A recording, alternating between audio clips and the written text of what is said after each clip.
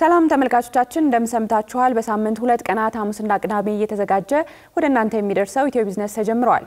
ኢትዮ ቢዝነስ የተለያዩ ወቅታዊ የቢዝነስ መረጃዎች አዋጭነት ባላቸው የንግድና ኢንቨስትመንት ሐሳቦች ከዜና ባሻገር ትንታኔ ስለሚሹ የምጣኔ ሀብት ርዕሰ ጉዳዮችና ስለ ኢትዮጵያ ሰነደ መዋዕለ ንዋይ ገበያ ትኩረቱን ያደርጋል። በዛሬው የኢትዮ ቢዝነስ ቆይታችንም በአጫጭር የኢትዮጵያ ብሔራዊ ባንክ የገንዘብ ማስተላለፍ አገልግሎት እንዲሰጡ ስለፈቀደላቸው የገንዘብ አስተላላፊ ድርጅቶች በኢትዮጵያ የቤተሰብ ቢዝነስ ፎረም ሊካሄድ ስለመሆኑ የኢንሹራንስ ኩባንያዎች በ3 ወራት ውስጥ 19.8 ቢሊዮን ብር የአረቦን ገቢ ስለመሰብሰባቸው እናነሳለን። በዝርዝር ደግሞ የገቢዎች ሚኒስትርና ጉምሩክ ኮሚሽን ስላለሙት የቴክኖሎጂ አሰራር ከዚህም ባለፈ እናት ባንክ በአክሲዮን ገበያ ተሳታፊ መሆን የሚያስችለውን ጥናት ስለማዘጋጀቱ እነዚህና ሌሎች ወቅታዊ የቢዝነስ ጉዳዮችን አካተናል። ቃል ኪዳን ታደሰና ጥላሁን አያሌው አብረናችሁን ቆያለን። ተመልካቾቻችን ቀዳሚ ወዳደረግነው መረጃችን አልፈናል። በኢትዮጵያ የቤተሰብ ቢዝነስ ፎረም ሊካሄድ ነው። የቤተሰብ ቢዝነስ ዘላቂነት ያለው እድገት እንዲኖራቸው ከተለምዶ አሰራር በመላቀቅ ወቅቱ የሚጠይቀውን ፈጠራ የታከለበት የፋይናንስና የኢንቨስትመንት ስርዓት እንዲከተሉ ማስቻል የፎረሙ ዋና ዓላማ ነው ተብሏል። ፎረሙ የፊታችን ህዳር 25 በአዲስ አበባ ሲካሄድ በርካታ የፋይናንስ ተቋማትና ቢዝነሶች የሚገኙ ሲሆን ባለሙያዎች ዓለም አቀፍ ልምዶችና ተሞክሮዎች ያቀርባሉ ተብሏል።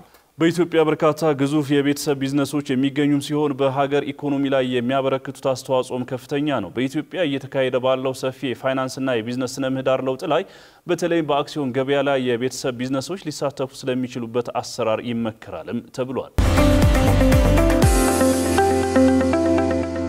ቀጥለናል ተመልካቾቻችን። የኢንሹራንስ ኩባንያዎች በ3 ወራት ውስጥ 19.8 ቢሊዮን ብር የአረቦን ገቢ መሰብሰባቸው ተገለጸ።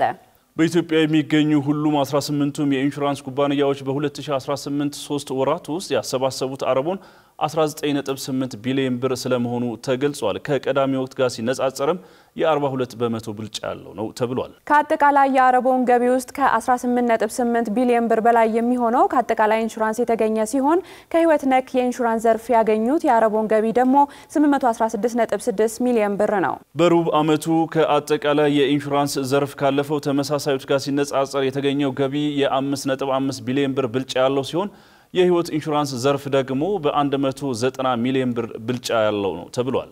ካፒታል እንደዘገበው በጥቂት የኢንሹራንስ ኩባንያዎች እየተሰጠ ያለው ከወለድ ነፃ የኢንሹራንስ አገልግሎት ታካፉል ዘርፍ በ3 ወራት የተገኘው የአረቦን ገቢም 145 ሚሊዮን ብር ሆኖ ተመዝግቧል። ቀጥለናል ተመልካቾች ወደ ሌሎች ወቅታዊ የቢዝነስ መረጃዎቻችን እናመራለን። የኢትዮጵያ ንግድ ባንክ ሲቢኢ በጄ የተሰኘ አዲስ የዲጂታል ቁጠባና ብድር አገልግሎት አስጀምሯል። አዲሱ አገልግሎት ሲቢኢ በጄ ደንበኞች የሲቢኢ ብር መተግበሪያን በመጠቀም ያለምንም ማስያዣ እስከ 150 ሺህ ብር ብድር እንዲያገኙ የሚያስችል ነው ተብሏል። በተለይም ለመንግስት ሰራተኞች ቅድሚያ የሚሰጥም ሲሆን ደሞዛቸውን በሲቢኢ ብር አካውንት የሚያገኙ ሰራተኞች ወርሃዊ ደሞዛቸውን ታሳቢ ባደረገ መልኩ የብድር አገልግሎት ይመቻችላቸዋል ተብሏል። ባንኩ በ2017 በጀት ዓመት በሀገር ደረጃ በዲጂታል አማራጮች ከተከናወነው አጠቃላይ የገንዘብ ዝውውርና ክፍያ 73 በመቶ የሚሆነውን መሸፈኑንም ገልጿል።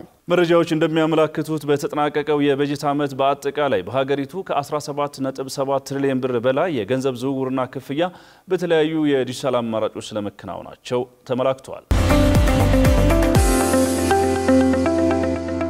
የገንዘብ ሚኒስቴር የገቢ ግብር ማሻሻያ አዋጅ ቁጥር 1395/2017 አፈጻጸም ላይ ለተነሱ ጥያቄዎች ምላሽ በመስጠት በተለይ በአከፋፋይ ነጋዴዎች ላይ የሚሰላውን አማራጭ አነስተኛ ግብር በተመለከተ ከፍተኛ እፎይታ የሚሰጥ ማብራሪያ ሰጥቷል። በዚህ መሰረት ጅምላ ሻጭ ወይንም አከፋፋይ ከአምራች ወይንም ከአስመጪው ጋር ባደረገው ውል የሚሸጥበት ዋጋና የሚያገኘው በመቶኛ ማለትም ትርፍ ህዳግ በግልጽ የተወሰነ ከሆነ አማራጭ አነስተኛ ግብር የሚሰላው በጠቅላላ የሽያጭ ገቢው ላይ ሳይሆን በውል ወይንም በሕግ በተፈቀደለት የትርፍ መቶኛ ብቻ ነው ተብሏል። ይህ አዲስ አፈጻጸም የገቢዎች ሚኒስቴር በትንሹ 15% ማትረፍ አለባችሁ በሚል ያስቀመጠው ግዴታ በንግዱ ላይ የፈጠረውን ጫና የሚያቃልል ነው ተብሏል። ይሁንና ይህንን ውሳኔ ለመጠቀም አከፋፋዩ የመሸጥ ዋጋና የትርፍ ህዳግ በውል መወሰኑን የሚያረጋግጥ ህጋዊ ሰነድ ለግብር ባለስልጣን ማቅረብ ይኖርበታል። ውሳኔው የንግዱን እንቅስቃሴ የሚያነቃቃና ከገበያው እውነታ ጋር የሚጣጣም ፍትሃዊ እርምጃ እንደሆነ ተናግረዋል ሲል